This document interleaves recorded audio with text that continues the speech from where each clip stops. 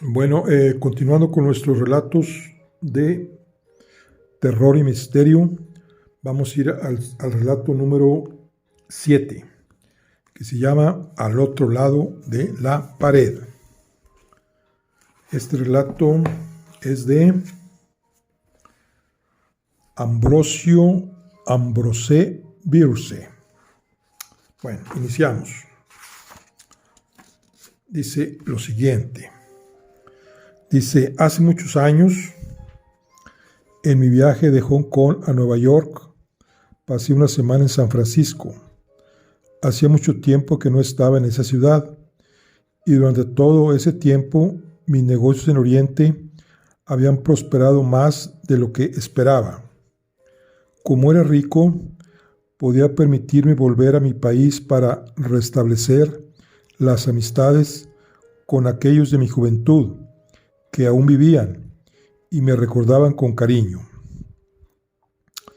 El más importante para mí era Mohuam Dampier, un viejo amigo del colegio con el que me había carteado irregularmente hasta que dejamos de escribirnos, lo que es bastante normal entre los hombres. Es fácil ver que la falta de voluntad de escribir una simple carta social se debe al cuadrado de la distancia entre el destinatario y el remitente. Es simple y llanamente una ley. Recordaba a Dampier como un tipo fuerte y apuesto, con gustos similares a los míos, que odiaba trabajar y mostraba una marcada indiferencia por mucho de los asuntos que suelen preocupar a la gente, entre ellos la riqueza, que, sin embargo, tenía por herencia en cantidad suficiente como para no echar nada en falta. En su familia, una de las más aristocráticas y conocidas del país, se consideraba un orgullo que ninguno de sus miembros se hubiera dedicado al comercio o a la política, si hubiera recibido distinción alguna, Mohuam era un poco sentimental y su naturaleza supersticiosa lo inclinaba al estudio de temas relacionados con lo oculto.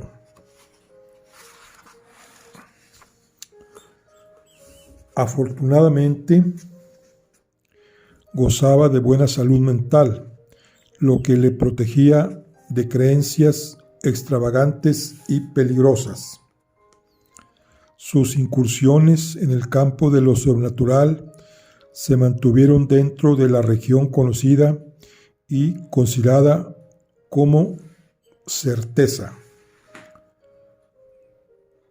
La noche que la visité era tormentosa. El invierno californiano, que lo visité, era tormentosa. El invierno californiano estaba en su apogeo. Una lluvia incesante bañaba las calles desiertas y, empujada por irregulares ráfagas de viento, arremetía contra las cosas con una fuerza increíble. El cochero encontró con dificultad el lugar, una zona residencial poco poblada, cerca de la playa. La casa, bastante fea, se alzaba en el centro de un terreno en el que, por lo que pude distinguir en la oscuridad, no había flores ni hierba. 3 o 4 árboles que se doblaban y crujían con el vendaval parecían intentar huir de su sombrío entorno en busca de mejor fortuna, lejos del mar. La vivienda era una estructura de 2 pisos, de ladrillo, que tenía una torre en una esquina, un piso más arriba. Era la única sola zona iluminada El aspecto del lugar me produjo un cierto escalofrío, sensación que se vio acrecentada por el hilillo de agua que sentí caer por mi espalda mientras corría a refugiarme en la puerta. Dampier, en respuesta a mi misiva, en la que le informaba de mi deseo de visitarle, había contestado: «No llames, abre la puerta y sube». Así lo hice. La escalera estaba mal iluminada por una luz de gas al final del segundo tramo. Conseguí llegar al rellano sin romper nada y atravesé una puerta que daba a la iluminada sala cuadrada de la torre. Dampier, en bata y zapatillas, se acercó, como yo esperaba, a saludarme, y aunque al principio pensé que podría haberme saludado con más propiedad en el vestíbulo, después de verlo desapareció el pensamiento de su posible inhospitalidad. No parecía el mismo. A pesar de ser de mediana edad, tenía canas y andaba bastante encorvado. Lo encontré muy delgado. Sus facciones eran angulosas y su piel, arrugada y pálida como la muerte, no tenía un solo toque de color. Sus ojos, excepcionalmente grandes, centellaban de un modo misterioso. Me invitó a sentarme y tras ofrecerme un cigarro, manifestó con sinceridad obvia y solemne que estaba encantado de verme. Después tuvimos una conversación trivial durante la cual me sentí dominado por una profunda tristeza al ver el gran cambio que había sufrido.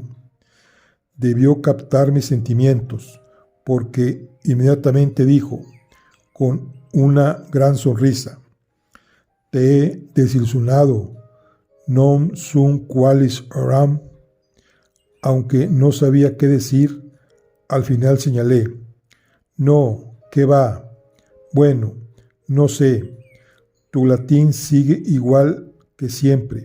Sonrió de nuevo. «No», dijo, «al ser una lengua muerta, esta particularidad va aumentando. Pero, por favor, ten paciencia y espera. Existe un lenguaje mejor en el lugar al que me dirijo. ¿Tendrías algún inconveniente en recibir un mensaje en dicha lengua?».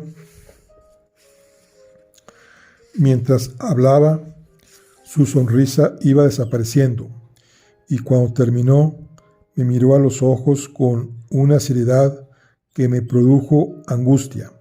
Sin embargo, no estaba dispuesto a dejarme llevar por su actitud ni a permitirle que descubriera lo profundamente afectado que me encontraba por su presagio de muerte. «Supongo que pasará mucho tiempo antes de que el lenguaje humano deje de sernos útil», observé, «y para entonces su necesidad y utilidad habrá desaparecido». Mi amigo no dijo nada, y como la conversación había tomado un giro desalentador y no sabía qué decir para darle un tono más agradable, también yo permanecí en silencio.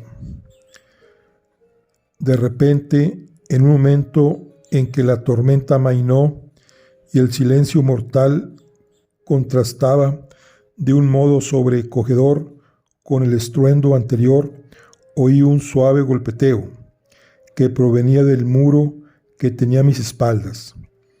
El sonido parecía haber sido producido por un mono, pero no como cuando se llama a una puerta para poder entrar, sino más bien como una señal acordada, como una prueba de la presencia de alguien en una habitación contigua. Creo que la mayoría de nosotros ha tenido más experiencias de este tipo de comunicación de las que nos gustaría contar. Miré a Dampier. Si habría algo divertido en mi mirada, no debió captarlo. Parecía haberme olvidado y observaba la pared con una expresión que no soy capaz de definir, aunque la recuerdo como si la estuviera viendo.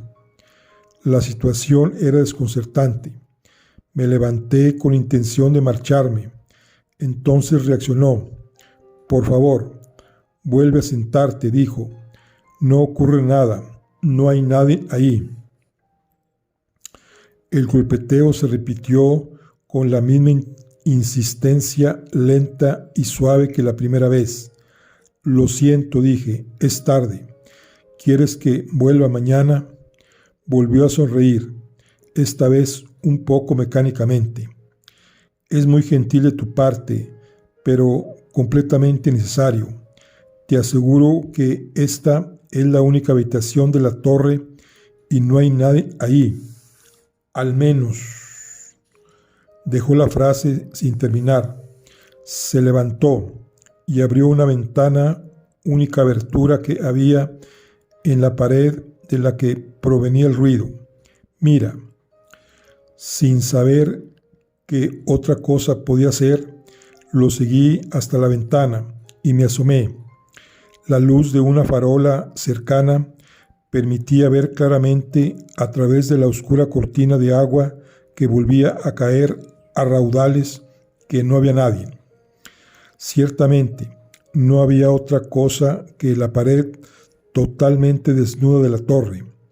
Dampier cerró la ventana, señaló mi asiento y volvió a tomar posesión del suyo. El incidente no resultaba en sí especialmente misterioso. Había una docena de explicaciones posibles, ninguna de las cuales se me ha ocurrido todavía. Sin embargo, me impresionó vivamente el hecho de que mi amigo se esforzara por tranquilizarme, pues ello daba al suceso una cierta importancia y significación. Había demostrado que no había nadie, pero precisamente eso era lo interesante, y no lo había explicado todavía. Su silencio resultaba irritante y ofensivo. «Querido amigo», dije, «me temo que, con cierta ironía, no estoy dispuesto a poner en cuestión tu derecho a hospedar a todos los espectros que desees de acuerdo con tus ideas de compañerismo. No es de mi incumbencia, pero como solo soy un simple hombre de negocios, fundamentalmente terrenales, no tengo necesidad alguna de espectros para sentirme cómodo y tranquilo. Por ello me marcho a mi hotel, donde los huéspedes aún son de carne y hueso». No fue una alocución muy cortés, lo sé, pero mi amigo no manifestó ninguna reacción especial hacia ella. «Te ruego que no te vayas», observó. «Agradezco mucho tu presencia. Admito haber escuchado un par de veces con anterioridad lo que tú acabas de oír esta noche.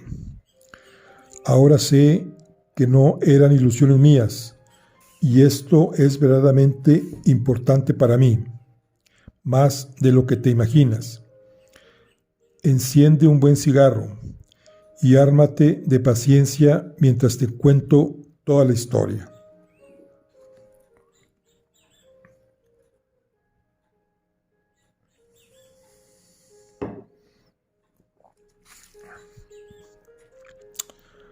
La lluvia volvía a arreciar, produciendo un rumor monótono que era interrumpido de vez en cuando por el repentino azote de las ramas agitadas por el viento.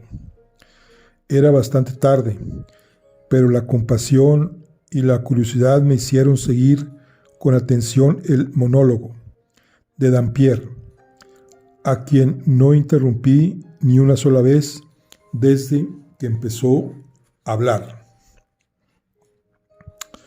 Hace 10 años comenzó.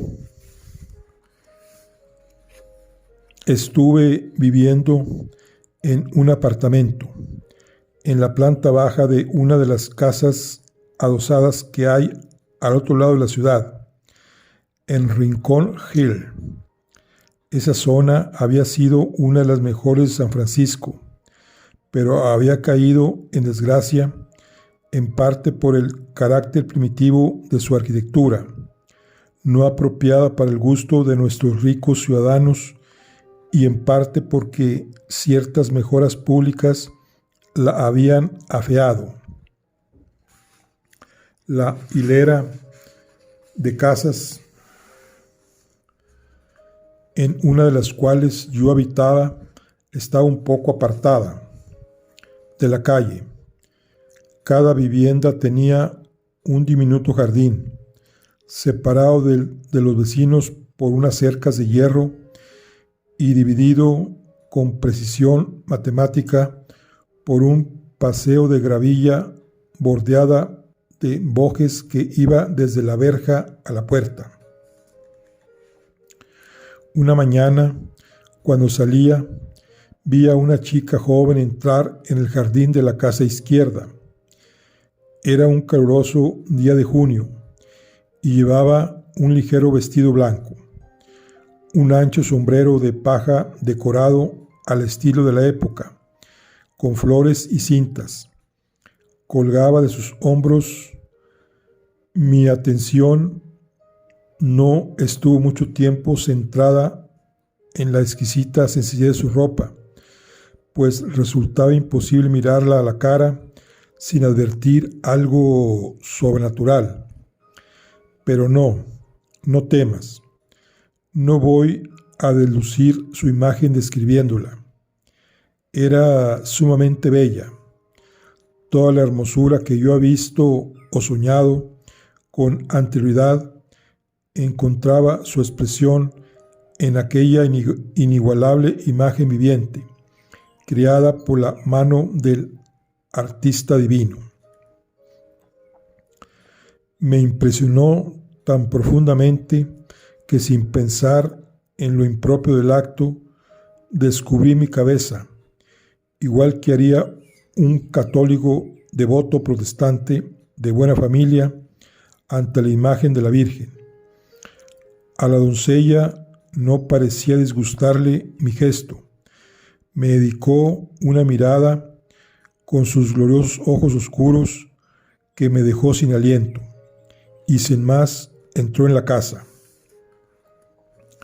Permanecí inmóvil por un momento, con el sombrero en la mano, consciente de mi rudeza y tan dominado por la emoción que la visión de aquella belleza incomparable me inspiraba, que mi penitencia resultó menos dolorosa de lo que debería haber sido. Entonces reanudé mi camino, pero dejé el corazón en aquel lugar.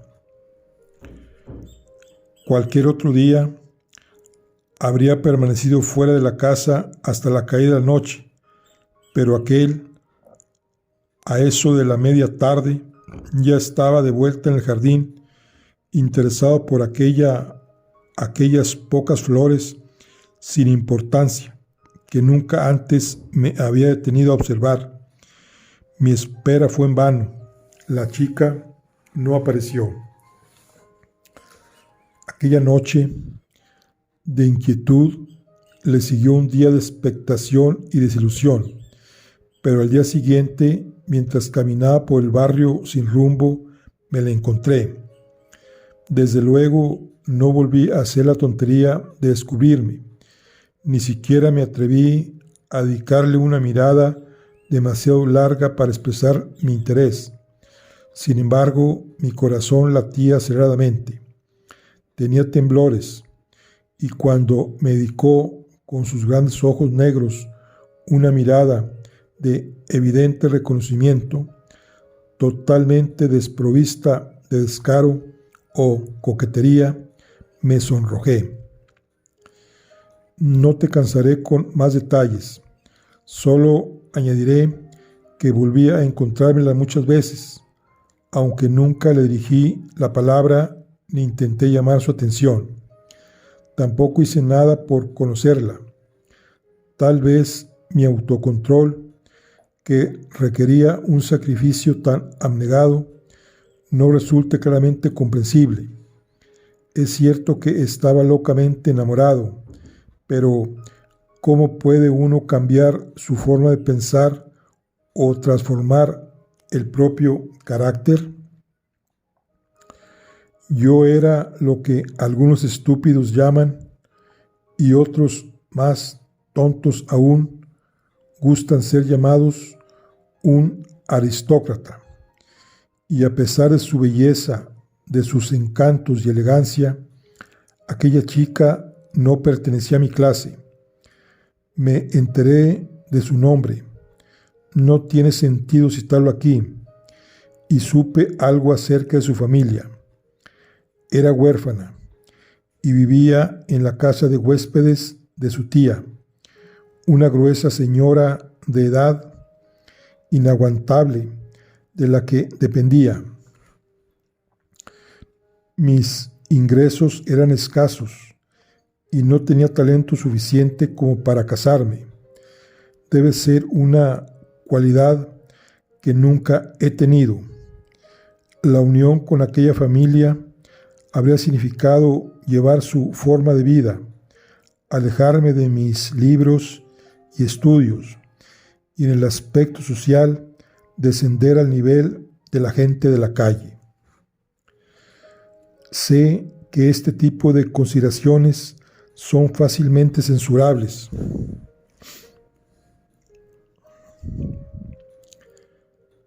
Y no me encuentro preparado para defenderlas. Acepto que se me juzgue, pero en estricta justicia, todos mis antepasados, a lo largo de generaciones, deberían ser mis codefensores y debería permitírseme invocar como atenuante el mandato imperioso de la sangre. Cada glóbulo de ella está en contra de un enlace de este tipo. En resumen, mis gustos, costumbres, instinto e incluso la sensatez que pueda quedarme después de haberme enamorado se vuelven contra él. Además, como soy un romántico incorregible, encontraba un encanto exquisito en una relación impersonal y espiritual que el conocimiento podría convertir en vulgar y el matrimonio con toda seguridad disiparía. Ninguna criatura, arguía yo, podría ser más encantadora que esta mujer. El amor es un sueño delicioso. Entonces, ¿por qué razón iba yo a procurar mi propio despertar? El comportamiento que seducía de toda esta apreciación y parecer era obvio. Mi honor, orgullo y prudencia, así como la conservación de mis ideales, me ordenaba huir, pero me sentía demasiado débil para ello. Lo más que podía hacer, y con gran esfuerzo, era dejar de ver a la chica, y eso fue lo que hice. Evité incluso los encuentros fortuitos en el jardín. Abandonaba la casa solo cuando sabía que ella ya se había marchado a sus clases de música y volvía después de la caída de la noche. Sin embargo, era como si estuviera en trance. Daba rienda suelta a las imaginaciones más fascinantes y toda mi vida intelectual estaba relacionada con ella. Ah, querido amigo, Tus acciones tienen una relación tan clara con la razón que no puedes imaginarte el paraíso de locura en el que viví. Una tarde, el diablo me hizo ver que era un idiota redomado. A través de una conversación desordenada y sin buscarlo, me enteré por la cotilla de mi casera que la habitación de la joven estaba al lado de la mía, separada por una pared medianera. Llevado por un impulso torpe y repentino, di unos golpecitos suaves en la pared. Evidentemente no hubo respuesta, pero no tuve humor suficiente para aceptar un rechazo. Perdí la cordura y repetí esa tontería, esa infracción que de nuevo resultó inútil, por lo que tuve el decoro de desistir. Una hora más tarde, mientras estaba concentrado en algunos de mis estudios sobre el infierno, oí, o al menos creí oír, que alguien contestaba mi llamada. Dejé caer los libros y de un salto me acerqué a la pared donde, con toda la firmeza que mi corazón me permitía, di 3 golpes. La respuesta fue clara y contundente. 1, 2, 3. Una exacta repetición de mis toques. Eso fue todo lo que pude conseguir, pero fue suficiente. Demasiado, diría yo. Aquella locura continuó a la tarde siguiente y en adelante durante muchas tardes, y siempre era yo quien tenía la última palabra. Durante todo aquel tiempo me sentí completamente feliz, pero con la terquedad que me caracteriza, me mantuve en la decisión de no ver a la chica. Un día, tal y como era de esperar, sus contestaciones cesaron. Está enfadada, me dije, porque cree que soy tímido y no me atrevo a llegar más lejos. Entonces decidí buscarla y conocerla. Y bueno, ni supe entonces, ni sé ahora lo que podría haber resultado de todo aquello. Solo sé que pasé días intentando encontrarme con ella, pero todo fue en vano. Resultaba imposible verla o oírla. Recorrí infructuosamente las calles en las que antes nos habíamos cruzado. Vigilé el jardín de su casa desde mi ventana, pero no la vi entrar ni salir. Profundamente abatido, pensé que se había marchado, pero no intenté aclarar mi duda preguntándole a la casera, a la que tenía una tremenda ojeriza desde que me habló de la chica con menos respeto del que yo consideraba apropiado. Y llegó la noche fatídica. Rendido por la emoción, la indecisión y el desaliento, me acosté temprano y conseguí conciliar un poco de sueño. A medianoche hubo algo, un poder maligno empeñado en acabar con mi paz para siempre, que me despertó y me hizo incorporarme para prestar atención a no sé muy bien qué. Me pareció que oír unos ligeros golpes en la pared, el fantasma de una señal conocida. Un momento después se repitieron, 1, 2, 3, con la misma intensidad que la primera vez, pero ahora un sentido alerta y en tensión lo recibía. Estaba a punto de contestar cuando el enemigo de la paz intervino de nuevo en mis asuntos con una pícara sugerencia de venganza. como ella me había ignorado cruelmente durante mucho tiempo, yo le pagaría con la misma moneda. ¡Qué tontería! Que Dios sepa perdonármela. Durante el resto de la noche permanecí despierto, escuchando y reforzando mi obstinación con cínicas justificaciones. A la mañana siguiente, tarde, al salir de mi casa, me encontré con la casera que entraba. «Buenos días, señor Dampier», dijo.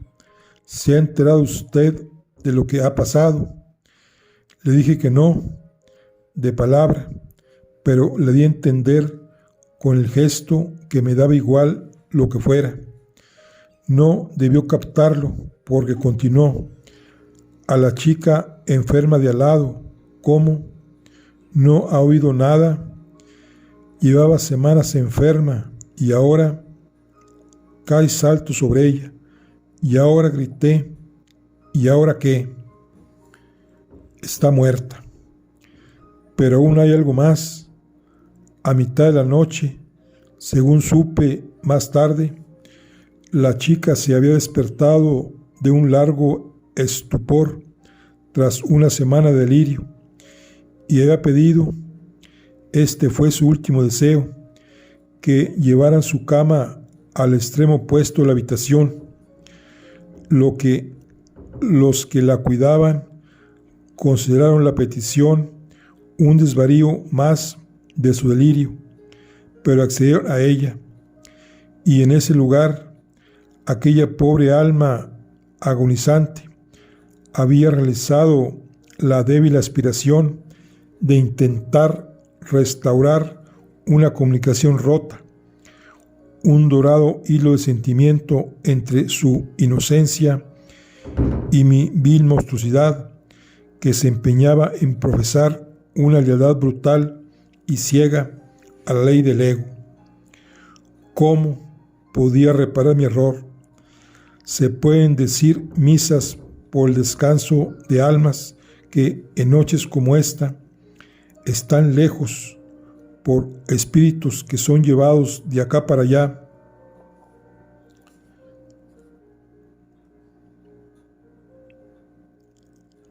por vientos caprichosos, y que aparecen en la tormenta y la oscuridad con signos y presagios que sugieren recuerdos y augurios de condenación. Esta ha sido su tercera visita.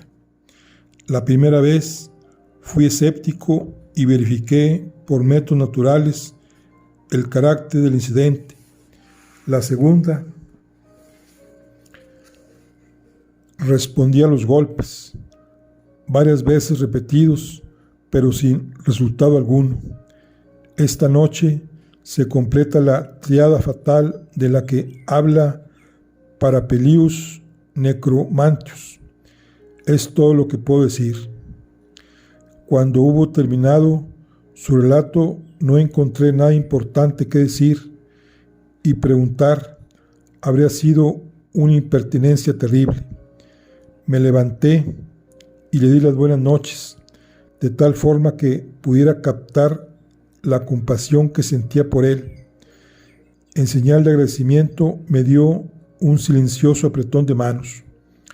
Aquella noche, en la soledad de su tristeza y remordimiento, entró en el reino de lo desconocido. Bueno, aquí concluimos la charla del día de hoy. Aquí leemos este relato que se llama Al otro lado de la pared, de Ambrose Bierce. Nos vemos en la siguiente. Hasta luego.